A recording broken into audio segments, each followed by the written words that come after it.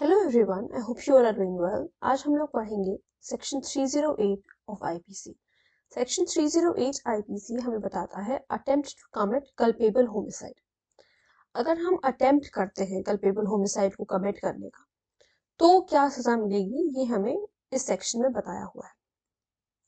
It says whoever does any act, कोई भी व्यक्ति कोई ऐसा एक्ट करता है, कैसे, ऐसे इंटेंशन या फिर ऐसे नॉलेज के साथ, उसको इंटेंशन है, उसका इंटेंट है कि उसे ये एक्ट करना है, तो कीवर्ड है हमारे लिए, या फिर उसे नॉलेज है, ज्ञात है, ज्ञान है इस बात का, ठीक है। And under such circumstances that if he by that act cause death, कि अगर वो ऐसा एक्ट करेगा तो डेथ कॉज होगी, उसे इस बात का या तो इंटेंशन है या तो नॉलेज है, तो माइंड यू और लगा हुआ है, ठीक है। He would be guilty of culpable homicide not amounting to murder, ठीक है।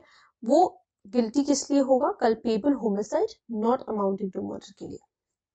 एक एक वर्ड हम समझेंगे बेयर एक्ट का, फिर से एक बार सुनो। whoever does any act, कोई भी व्यक्ति, यहाँ पर कोई भी है, whoever है तो कोई भी, ठीक है। कोई भी ऐसा एक्ट करता है, ऐसे इंटेंशन से या फिर उसका नॉलेज है, ठीक है, इधर इंटेंशन और knowledge.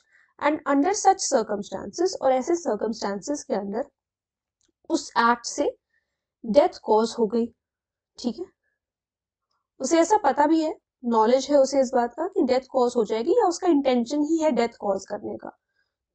He would be guilty of culpable homicide not amounting to murder, तो वो गिल्टी होगा किसके लिए? Culpable homicide not amounting to murder. अब इसकी पनिशमेंट बताई हुई है, shall be punished with imprisonment of either description for a term which may extend to 3 years, 3 साल तक की इम्प्रिजनमेंट हो सकती है, और विद फाइन और विद बोथ।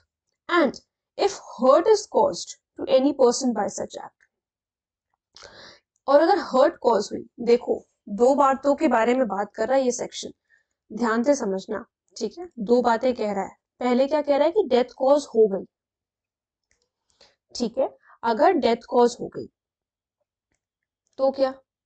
3 years और विद फाइन और बोथ, ठीक है, क्योंकि culpable homicide not amounting to murder हो रहा है, ठीक है।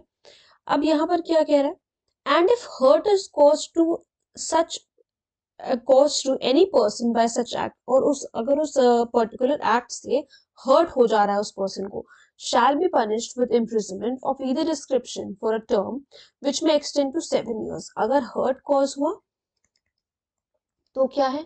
7 years और फाइन और बोथ। ये दो चीजों के बारे में इस सेक्शन में हमें बताया। इसका एक इलस्ट्रेशन देखते हैं। A on grave and sudden provocation, grave और सडन प्रोवोकेशन ए को हुआ, फायर करता है पिस्टल जेड के ऊपर। Under such circumstances that if he thereby caused death he would be guilty of culpable homicide not amounting to murder।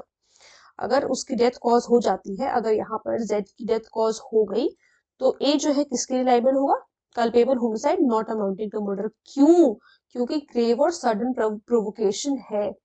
क्यों? क्योंकि grave and sudden provocation है। अगर आप लोगों ने कल्पेबल होमिसाइड और मर्डर वाली वीडियो, ये सब जो मैं बोल रही हूँ, culpable homicide not amounting to murder, culpable homicide amounting to murder, ये तभी समझ में आएगा जब आपने ये वीडियो देखी होगी। ये वीडियो मेरी लाइव थी, बट अगर आप लोगों ने लाइव नहीं देखी है तो आप रिकॉर्डेड सेशन देख सकते हैं, यूट्यूब पर अवेलेबल है। लाइव के सेक्शन में आप जाकर के उसको जरूर देखिए, ये वीडियो देखने से पहले।